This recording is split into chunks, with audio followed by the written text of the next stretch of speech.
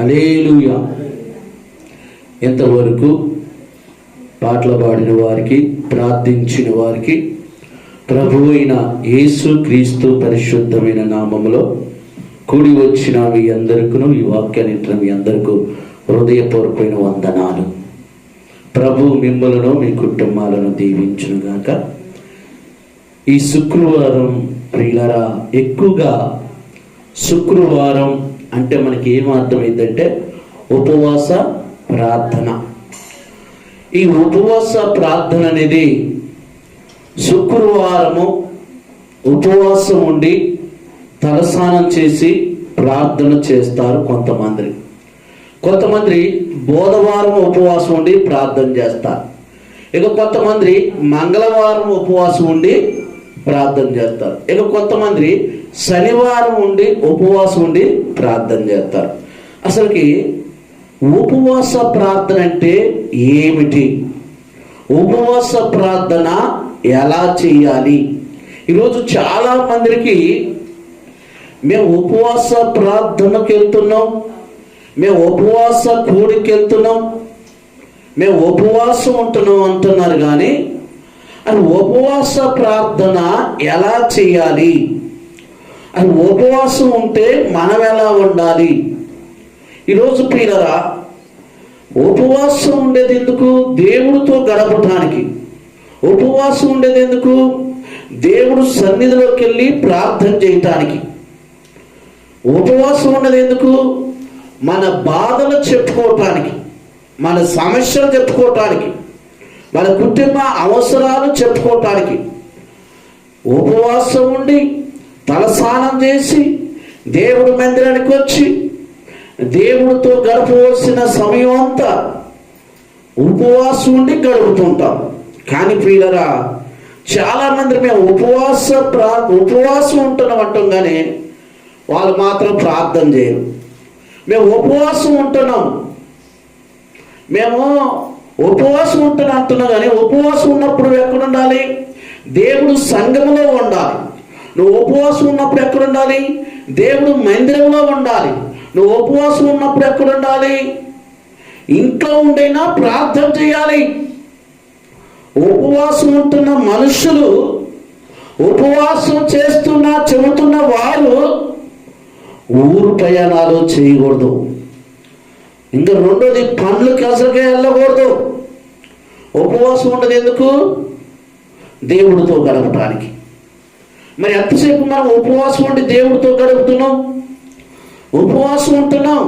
చాలామంది మేము ఒక వారం రోజులు ఉపవాస ప్రార్థన చేస్తున్నాం, లేకపోతే మేము ఒక 10 రోజులు ఉపవాస ప్రార్థన చేస్తున్నాం, మేము ఒక 20 రోజులు ఉపవాస ప్రార్థన చేస్తున్నాం. దేనికి చేస్తున్నాం? ఉపవాస ప్రార్థన చేయడం కూడా ఒక క్రమం ఉంది. క్రమం లేకపోతే అక్రమం అయిపోద్ది.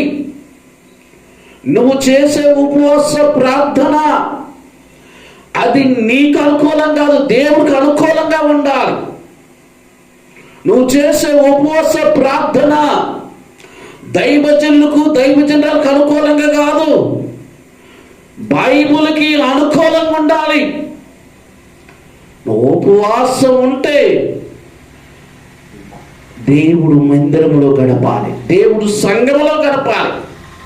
ఈరోజు ఉపవాసం ఉండి ఫంక్షన్ పోతున్నావు, ఉపవాసం ఉంటావు, ఊళ్ళు పోతావు, ఉపవాసం ఉంటావు, పెళ్ళిళ్ళు పోతావు, పేరెంటాలు పోతావు, ఉపవాసం ఉంటావు, ఆ ఇంటికి ఇంటి తిరుగుతూ ఉపవాసం ఉంటావు, ఆడముచ్చట్లు ఏడముచ్చట్లు తిరుగుతుంటావు. ఉపవాసం ఉండదు ఎందుకు?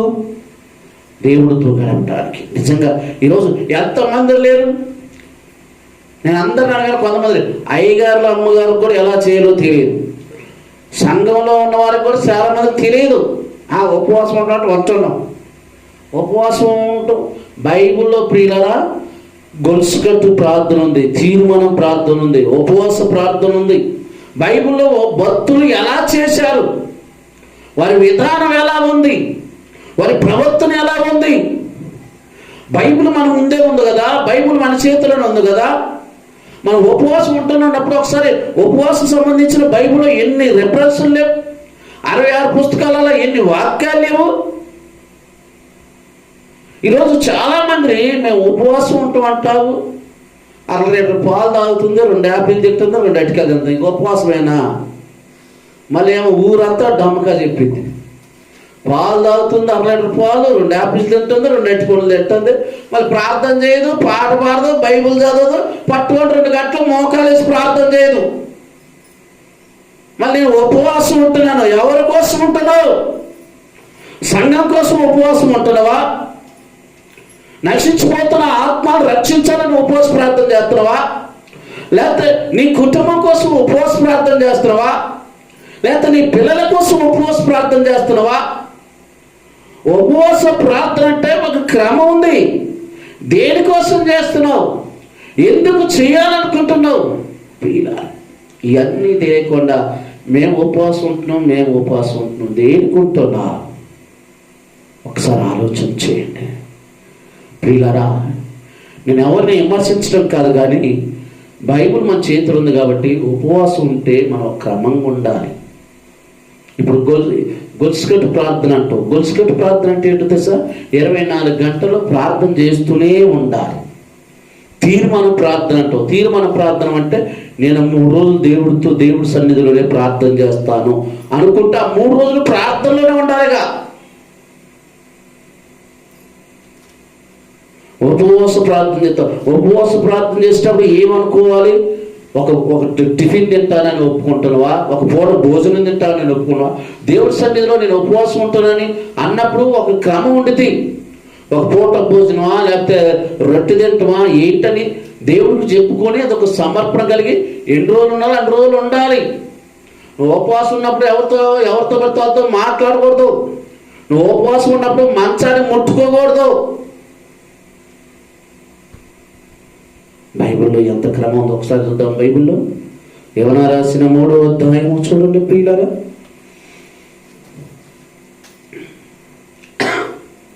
యోనా రాసిన 3వ అధ్యాయము 4వ వచనం. యోనా పట్టణంలో ఒక దినము ప్రయాణమంత దూరము సంచరించుతూ ఇంకా 40 దినములకు నిన్నే పట్టణము నాశనముగునని ప్రకటన చేయగా నిన్నే పట్టణపు వారు దేవుడి యందున విశ్వాసం ఉంచి ఉపవాస దినమును సాటించి గనులేమి అదుపులేమి అందరూ గోనపట్ట కట్టుకొని ఆ సంగతి నిన్నే రాజుకు వినపడినప్పుడు అతడు సింహాసనం మీద నుండి దిగి రాజవస్త్రములను తీసివేసి గోనపట్ట కట్టుకొని బూర్దులో కూర్చును. మరియు రాజైన తనను ఆయన మంత్రులకు ఆజ్ఞయుగా ఒకవేళ దేవుడు మనసు తిప్పుకొని పశ్చాత్తాపతుడై మనము లయము కాకుండా తన కోపాజ్ఞ చల్లార్చుటకు గనక మనుషులు ఏది పుచ్చుకోకూడదు. పశువులు కానీ ఎద్దులు కానీ గొర్రెలు కానీ మేత వేయకూడదు, నీళ్లు తాగకూడదు. మనుషులందరూ తమ దుర్మార్గమును విడిచి తమ చేయి బలాత్కారము మానవేయాలని మనుషులేమి పశువులేమి సమస్తమును గోనపట్ట కట్టుకోవాలని జనులు మనోపూర్వకంగా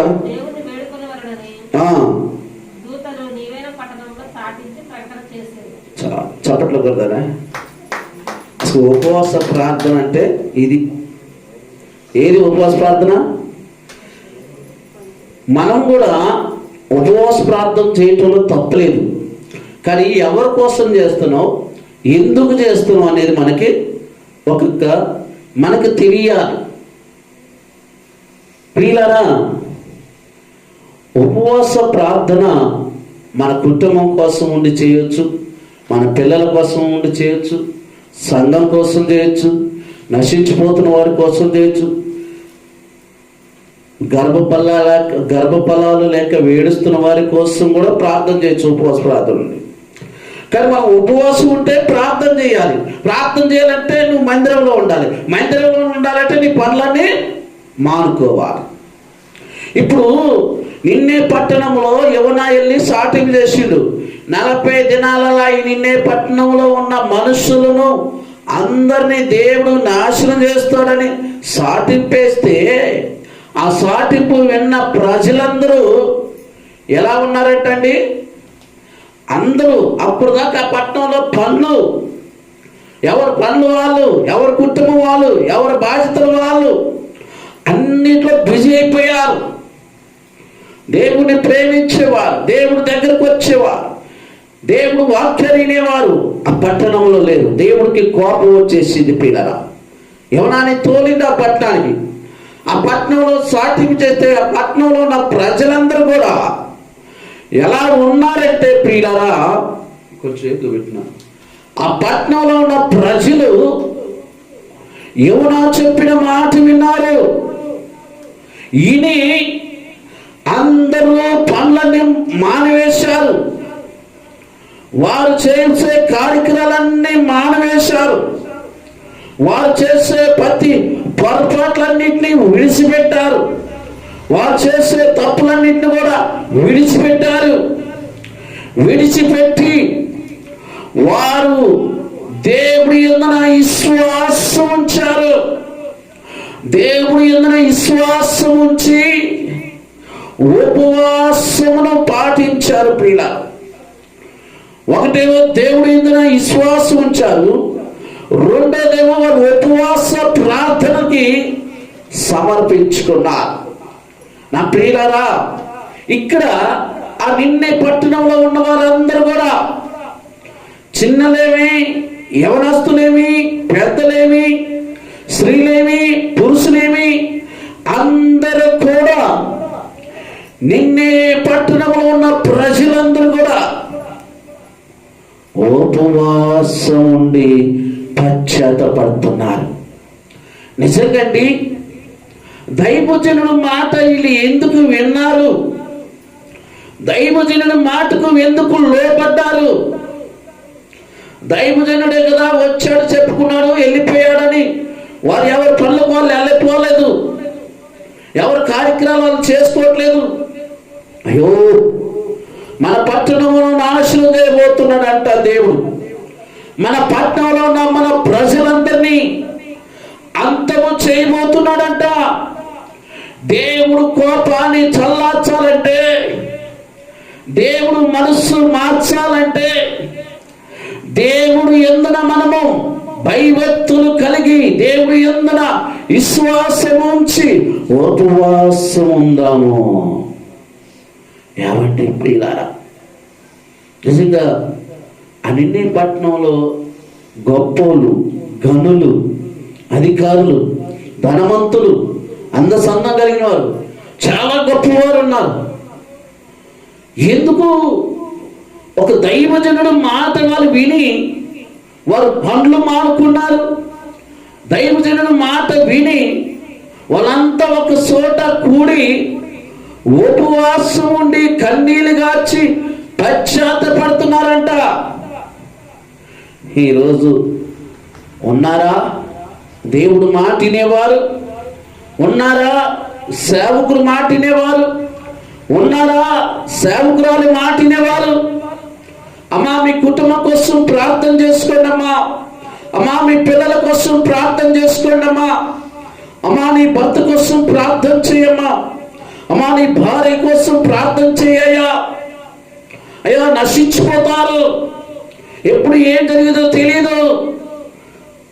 ప్రార్థనకి రాండమ్మా, ప్రార్థనలో ఉండండి అమ్మా, దేవుడిలో కనిపెట్టుకొని కన్నీరు గార్చి ప్రార్థించండి అమ్మా అని దైవజనుడు చెప్పిన, దేవుడు చెప్పిన, దైవజనుడు చెప్పిన ఈరోజు లెక్కలేని దానం చేసేవారు లేరా?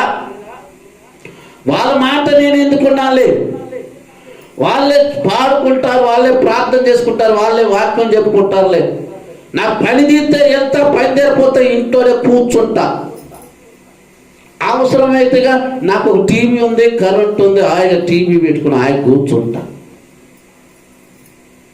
ఒకరోజు ఉగ్రత వచ్చినప్పుడు ఆ ఉగ్రతను ఎవరు తప్పిస్తారు? ఒకరోజు శ్రమ వస్తే ఆ శ్రమ నుండి ఎవరు తప్పిస్తారు? ఒకరోజు భయంకరమైన పరిస్థితులు నీ మీదకు వస్తే నిన్ను కాపాడేవాడు ఎవరు? బంధువులు కాపాడతారా? స్నేహితులు కాపాడతారా? ఇరుగు పొరుగు వారు కాపాడతారు? ఎవరు కాపాడతారు?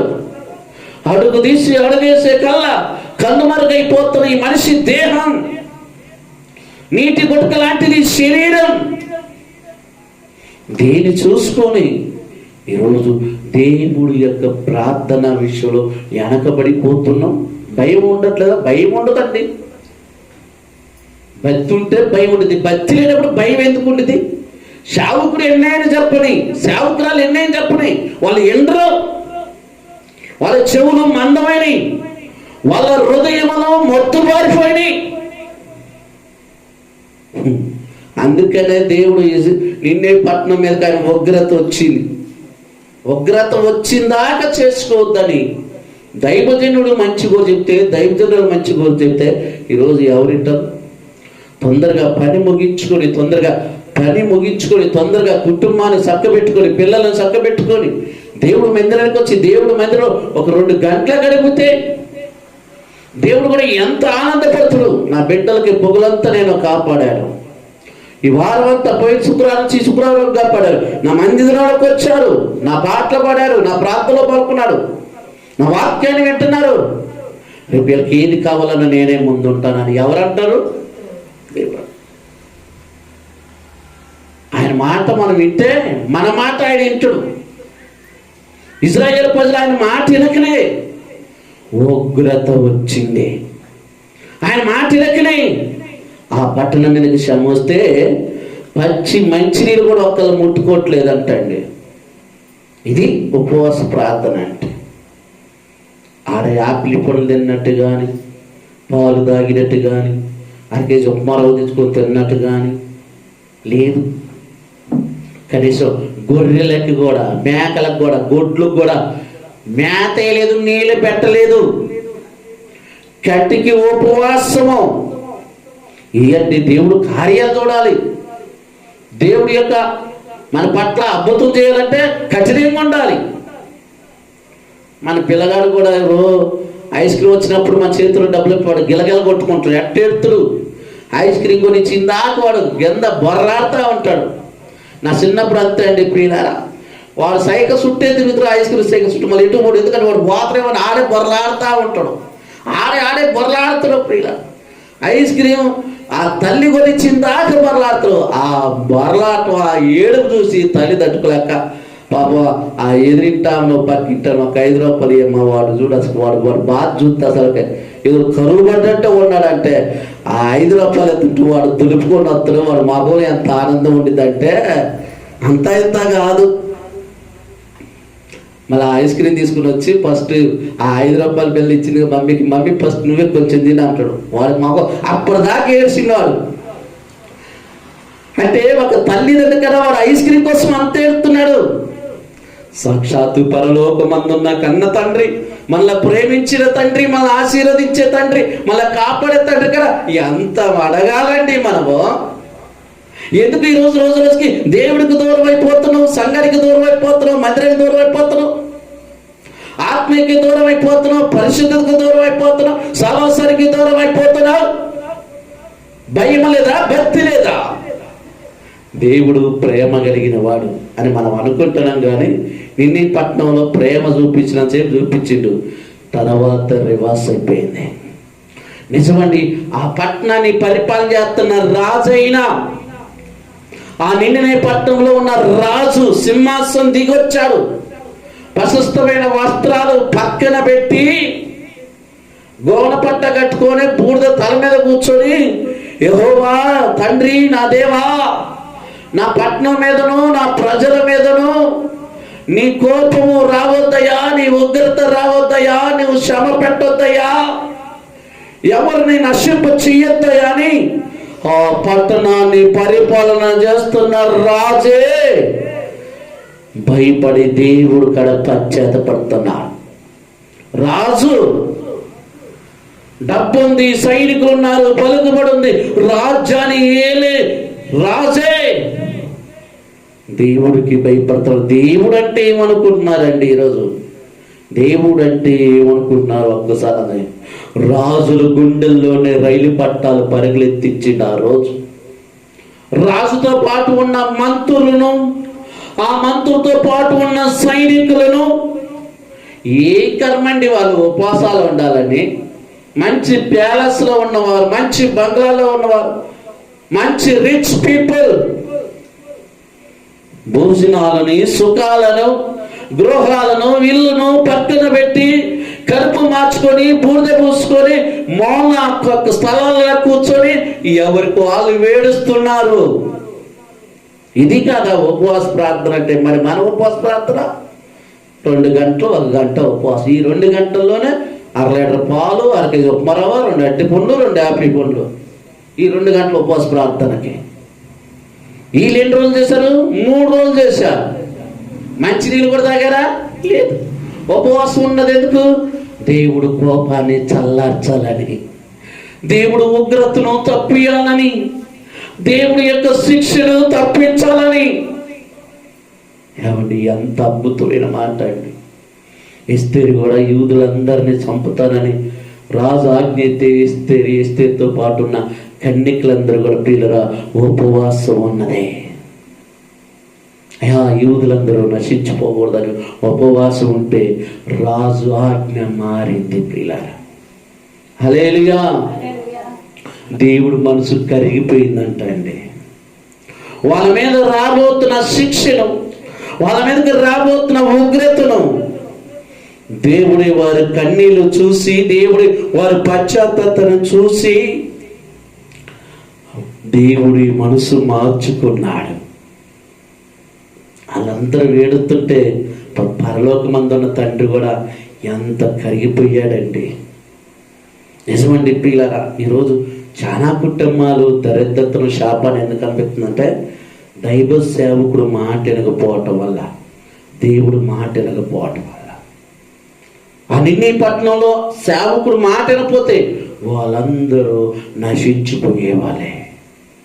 సేవకుడు మాట విన్నారు కాబట్టి వారందరకు మీద వచ్చే శిక్షను, వారందరికి వారి పాపాలను ఒప్పుకొని పశ్చాత్తపడ్డారు, కన్నీలుగా వచ్చారు.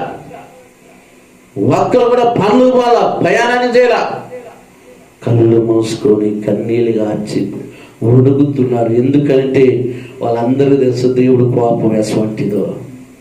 ఎందుకంటే పిల్లరా, మన తాతల కాలంలో ఏం చేసింది అనేది మనకు తెలుసు. మన కాలం అయిపోతే మన పిల్లగాలకు తెలుసు. అంటే ఒక 2-3 తరాలు ఉంటాయి గుర్తు. దేవుడు కూడా ఇజ్రాయేలు పక్షాన ఎంతమందిని పోరాడిండో, ఎంతమందిని హతమార్చిందనేది వాళ్ళకి తెలుసు. ఎందుకంటే తాతలు చెప్తారు, తాతలు కొడుకులు చెప్తారు, కొడుకులు మనవరాలు చెప్తారు, మనవలు అలా వెళ్ళిపోతూనే ఉండేది. మన నమ్ముకున్న దేవుడు ఎంత గొప్పోడురా, ఎర్ర సముద్రాన్ని 2 పాయలు చేసిండు, బండ నుండి నీళ్లు రప్పించిండు. ఐగుప్తు దేశంలో మన ప్రజలందరూ చంపడానికి వస్తుంటే వాళ్ళందరినీ ఎర్ర సముద్రంలోనే చంపేసిందంట. ఇవన్నీ అనుకుంటుంటే నిన్నే పట్టణంలో ఒక్కరికైనా నిద్ర పట్టిద్దే దాకింది. ఏమండి, మనకి కరోనా టైంలో వచ్చినప్పుడు ఒక్కరికైనా నిద్ర పట్టిందే? కిటికీలకు కూడా 3-4 చెద్దర్లు వేసి కూర్చున్నాం. గుండెల్లో రైలు పట్టాలు పరుగులెత్తినాయి. అప్పుడప్పుడు అనిపించింది, మళ్ళీ ఒకసారి తిప్పరారయ్యా నీ చక్రం అనిపించింది. ఒక్కసారి మళ్ళీ ఒకసారి తిప్పితే నాశనం అయిపోవాలి. ఎందుకంటే ఈ మాట ఉండరు. ఎందుకంటే విశ్వాసం జరగబడుతుంది. అవిశ్వాసి మా ఊళ్ళో కానట్లు మేసే గారి తెచ్చి కూసే గారి జరుగుతున్నట్టు. వీళ్ళు మంచి పాటలు పాడాలని, ప్రార్థన చేయాలని, బైబుల్ చదవాలని, పరిచర్యలో ఉండాలని ఆశతో వీళ్ళు వస్తారు.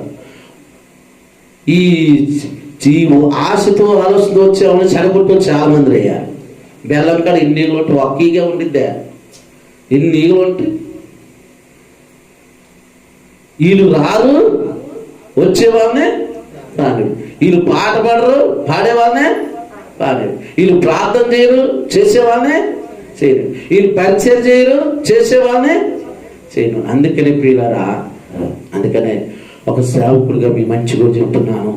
ఈ జనవరి నెల మొదటి శుక్రవారం చెప్తున్నాను, నువ్వు ఉపవాసం ఉంటే నీ కుటుంబం కోసం ఉంటున్నావా? ఉంటే ఆ ఉపవాస ప్రార్థన పర్ఫెక్ట్గా దేవుడికి ఇష్టంగా మనం చెయ్యాలి. ఉపవాసం ఉంటే ఏ పని చేయొద్దు. నువ్వు వచ్చి దేవుడి సన్నిధిలో కూర్చొని ప్రార్థన చెయ్యి. లేదా ఉపవాసం ఉంటే నీ ఇంట్లో కూర్చొని తలస్నానం చేసి ఇంట్లో కూర్చొని ప్రార్థన చెయ్యి. 2 గంటల 3 గంటల 4 గంటల ఉపవాస ప్రార్థన చెయ్యి. ఆ ఉపవాస ప్రార్థన దేనికోసం చేస్తున్నావు అన్నది నీకు తెలియాలి. ఈరోజు ప్రియులారా, దేవుడు అడుగుతున్నాడు నిన్ను నన్ను. దేవుడు మనసు మారే విధంగా మనం ప్రార్థన చేస్తున్నామా? మన దేవుడికి మన మీద కోపం ఉంది. దేవుడు మనం శిక్షించాలనుకున్నాడు. దేవుడు మనం నష్టపెట్టాలనుకున్నాడు. దేవుడు మనల్ని రోగాల పాలు చేయాలనుకున్నాడు. దేవుడు మనల్ని శోధించుతున్నాడు. దేవుడు మనల్ని అప్పుల పాలు చేస్తున్నాడు. వీటన్నిటి నుంచి బయటపడాలంటే నీకేం కావాలి? పగ కాదు, పశ్చాత్తపడే మనసు ఉండాలి. దేవుడి యందున విశ్వాసం ఉంచే మనసు ఉండాలి. 3వది ఉపవాసం ఉండాలి. దేవుడు మనసు కలగాలంటే ఒకటే టాబ్లెట్, అదే ఉపవాస ప్రార్థన. ఉపవాసం ఉండమని చెప్పి పని కలిపోవటం కాదు. ఉపవాసం ఉండమని రోడ్ల ఆ ఇంటికి ఇంటి తిరగటం కాదు. ఉపవాసం ఉంటే నీ ముందు బైబిల్ ఉండాలి, నీవు దేవుడు సన్నిధిలో ఉండాలి. అప్పుడు నీకు ఫలితం ఉండేది. నీకు అప్పుడు ఫలితం ఉండేది. పనికెళ్తున్నావు అంటే కూలిస్తారు. పనికెళ్తున్నావు అని చెప్పి గెట్ల మీద కూర్చొని కూలిస్తారా? నువ్వు ఉపవాస ప్రార్థన చేస్తున్నట్టే నీకు ఒక క్లారిటీ ఉండాలడా. ఉపవాసం సంఘం కోసమా, నశించిపోతున్న వారి కోసమా, అయ్యగారులు అమ్మగారుల కోసమా, సంఘం అభివృద్ధి కోసమా, లేకపోతే భర్త మారాలనా, భార్య మారాలనా, పిల్లలు మారాలనా? ఈ జనవరి నెలలో ఈ సంవత్సరంతో కూడా దేవుడు నన్ను, నా కుటుంబాన్ని, భూమి మీద ఉన్న వారు అందరినీ క్షేమంగా కాపాడాలనా? దీనికోసం మనం ఉపవాసం ఉంటున్నాం. ఒకసారి ఆలోచన చేయండి ప్రియులారా. మనం ఉపవాసం ఉంటున్నామంటే మన ప్రార్థన దేవుడు వినాలి. మనం ఉపవాసం ఉంటున్నామంటే మన పేగులు మడతపడాలి. ఏం పడాలి? మడతపడాలంటే పడతాయా? పేగులకు 2 అరటికాయలు, 2 యాపిలు, 1 కేజీ ఉప్మారవ్వ, 1 లీటర్ పాలు పట్టి తిక్కే మడత పడతాయి. మోకాలు ఏమి వేస్తావు? వస్తావు, గోడ చూసుకుంటూ ఫ్యాన్ చేసుకుంటూ పాడుతుంటే ఊగులు ఆడుతావుగా.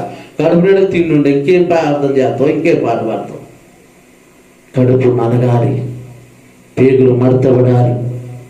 అప్పుడే దేవుడి యొక్క మహిమేంటో నువ్వు చూడగలుగుతావు. దేవుడు స్వరం ఏంటో నువ్వు వినగలుగుతావు. దేవుడి యొక్క శక్తిని నువ్వు పొందుకోగలుగుతావు.